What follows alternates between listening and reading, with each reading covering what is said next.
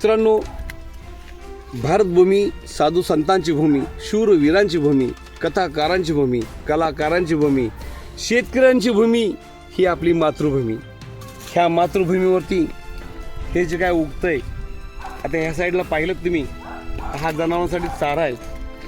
तिकडं पाहिलं तुम्ही तर तिकडं देखील बघा कांद्याची शेती, कांद्याचं उत्पन्न आहे. पण मित्रांनो, एवढी माझी भरमसाठ जरी इस्टेट वाटते, प्रॉपर्टी वाटते, पण त्याच्याबरोबर मला कष्ट करावं लागतात.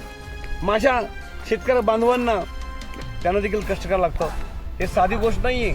हे उत्पन्न आपलं निघतंय, पण त्याच्यामध्ये आपल्याला घाम घालावा लागतो. घाम, ह्या मातीचं महत्त्व त्यालाच कळतं जो ह्या मातीशी एकनिष्ठ आहे.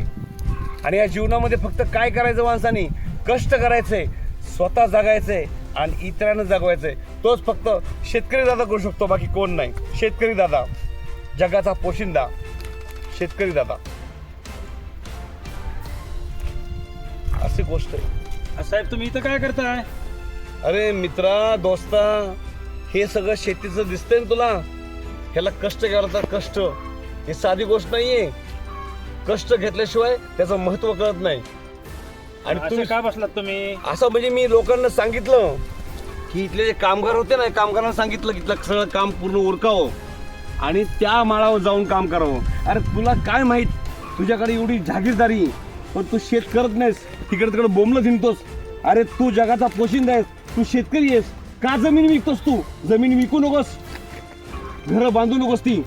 अरे सगळं जर घरं बांधली तर कुठं टिकवायचं, कसं खायचं, कसं जगायचं? अरे आपण शेतकरी आहोत, आपण जगाचा पोशिंदा आहोत, तेव्हा शेती केलीच पाहिजे. आपण शेती विकू नको. आजपासून लक्षात ठेव, तू पण कष्ट करायचं. बरं साहेब, तुला पाहिजे ते नांगर देतो, पाहिजे ते लोक देतो, जनावर देतो, ट्रॅक्टर देतो, सगळं देतो, पण शेती विकू नकोस बाबा. बरं साहेब. ठीक आहे? माझा देश, माझी माती आणि माझी माणसं. चला सर्जीरावा, तुला एक गोष्ट सांगायची झाली, ये माझ्या मागे, दाखवतो.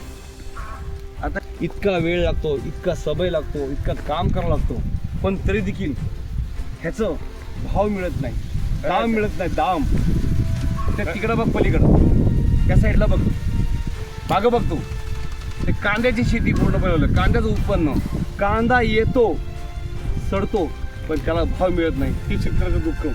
त्या साईडला तू बघितलंस ना, तर गन्याची म्हणजे ऊसाची शेती, त्या ऊसाला देखील भाव मिळत नाही. काय करायचं शेतकऱ्यांनी? कसं जगायचं? कुणाला सांगायचं दुःख? तुला माहिती आहे का शेतकरी किती दुःखी असतो, किती कष्ट असतो? पण यातून मार्ग काढणार कोण? जगाचा पोशिंदा आपण ज्याला म्हणतो शेतकरी दादा, त्या शेतकरी दादाचं दुःख कोण जाणू शकत नाही. ना मंत्री, ना संत्री, ना आमदार, ना खासदार. फक्त आपलाच विचार करतात.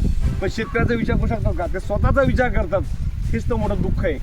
आणि हे दुःख कधी संपणार याचीच आम्ही वाट बघतोय. खरं आहे साहेब तुमचं म्हणणं.